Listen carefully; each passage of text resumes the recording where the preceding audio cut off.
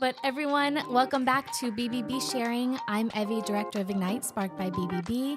We are here in the Ignite podcast studio once again, and I have Ethan with Living Water Window Cleaning. What's going on, everybody? It's Ethan. Ethan, thank you so much you are the talk of the office. Really? Honestly, everyone is like, he's so young. I can't wait for him to come in. That's amazing. I did not know that. So I'm going to ask a rude question. I'm sorry. How old are you? I'm 18. Awesome. Yeah. You are a very successful 18-year-old.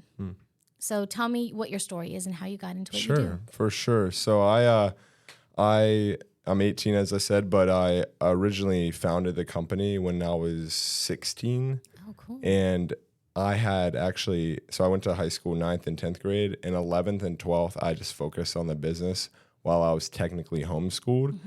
And I had just focused on that. And for the past year and a half, that was my focus.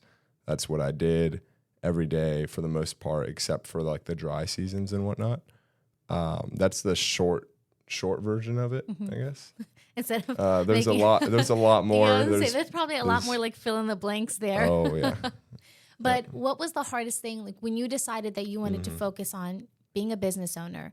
What was the hardest thing that you had to do to start off? Probably giving up, sacrificing finances, time, resources, energy, because you have to give up all those things to an extent you aren't comfortable with. And you also have to be comfortable with not seeing an ROI, return on investment, right away. Yeah. You have to be okay with trusting that it's going to work out. And so in that uncertainty, you can find a lot of difficulty. You can find a lot of hindrances and a lot of anxieties because you don't know what's going to happen. It's that unknown. I think my dad is a business owner in Harrisonburg, Virginia, and he came to the States when he was 16 from Greece. And one of the hardest things for him was when he started working out, a lot of people wouldn't hire him. And so he's like, well, I'll work for free for a week, hoping that he would see a return on investment for his work ethic.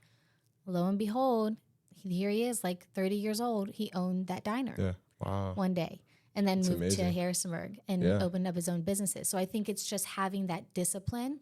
It really takes a certain type of person to be a business owner. Yeah, totally. But I will say that the younger you are, the less risky it is because I'm living in my parents' house 16, 17, 18. I don't have much of a risk of not making progress. Versus if you're an adult, you have to make progress to be able to afford your life, not become homeless. So I will say if you're young out there, go ahead and start now because the first step is just taking the first step.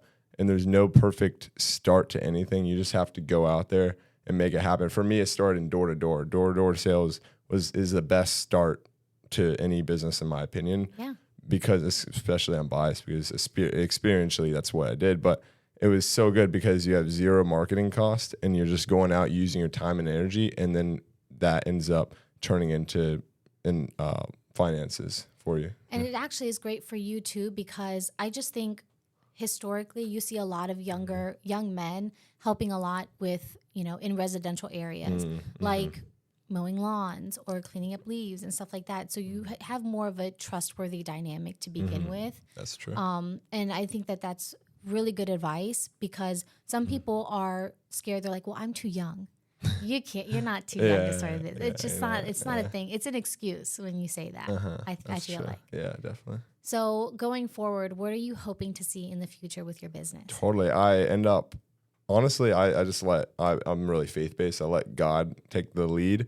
I'm a Christian, and so I try to let God just decide what's going to happen ultimately. Now, I, of course, have free will to make the decisions, but I'm led by the Spirit, which lets me know what the next move is. I'd say a long-term vision, because you're still supposed to have visions, would be to have multiple trucks, multiple employees, and end up just keeping the business going that way, kind of automated in that way. And that's kind of the long-term vision. Yeah. I hope you always have those continuous ambitions and goals because seeing my dad and then us as a family working in those businesses, there's always something new, a new idea or a new add-on. And that's what keeps you going forward as a business owner. Definitely. One of the things, you're faith-based. I love that. I will say when I was starting this job, I almost did not accept it. I was really, really scared. I was like, I prayed every night. I was like, should I do this? And then you'll hear Barry say all the time, he's like, God knew what he was doing, sat you in front of me, and I knew. Definitely. So I completely agree with that 100%. What was the dynamic like when you went from being in high school with all your friends and then switching to homeschooling? What was that like for you? That's one of the hardest things I've ever done. I'll explain why. Because when everybody's doing something, you feel like when you're not doing it, you're doing something wrong. Yeah. And so I left high school. I had a clothing brand called Goliath Athletics, faith-based clothing. I was going to ask brand. you about that. You knew about it? Well, Oh I my told you, gosh. the talk of the office. That's crazy. That's crazy. Wow. So I had that, and I left school because I thought that was going to be my thing, and it ended up not for the good because I started the window cleaning business, which is doing better. But I really hit this low point in the winter of 2022 going into 2023 because Goliath Athletics had gone downhill by my not laziness, but my lack of taking care of it. And I knew it wasn't what I wanted to do long term. So I had this time in the winter where I was just kind of like alone, not sure what to do. Everybody's in school making progress with their life. And I felt like I was a nobody doing nothing with my life, to be real with you, because I wasn't doing what everyone else was doing. And people were like, there's always chatter going around like, why aren't you in high school and stuff? What are you doing with your life for like a couple months that lasted? And then I was like, I got to figure out what to do. So I ended up spending all my money on the window cleaning equipment. And then from there, it felt like God absolutely changed my life. I'd been praying for something to do. And then that started, and I knocked doors every day for like months on end, and then built the business, and then everything flipped around. I went from nothing to like something. And then I was like, wow, it was actually a good decision to stay out of high school, because otherwise I wouldn't have the opportunity I have right now. I think that's amazing. Praying for purpose.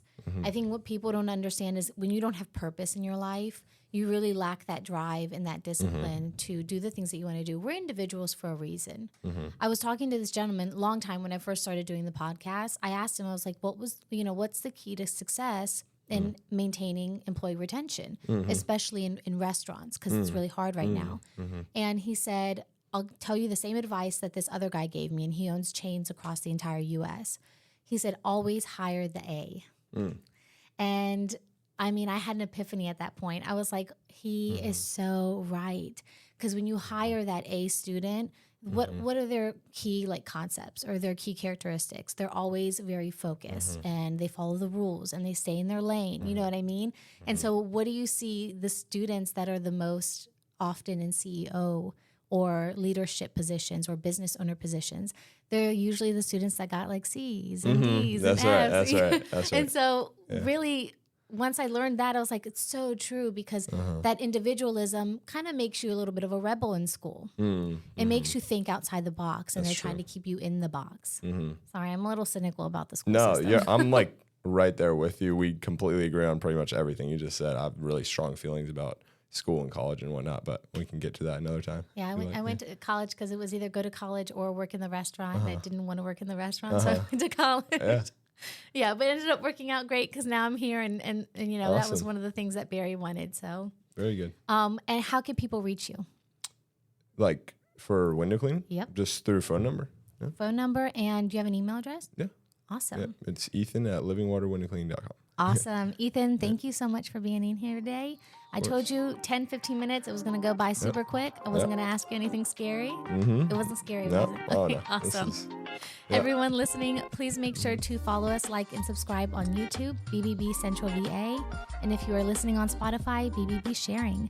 And also make sure to follow us on LinkedIn and Facebook. It is Better Business Bureau serving Central Virginia. Thank you.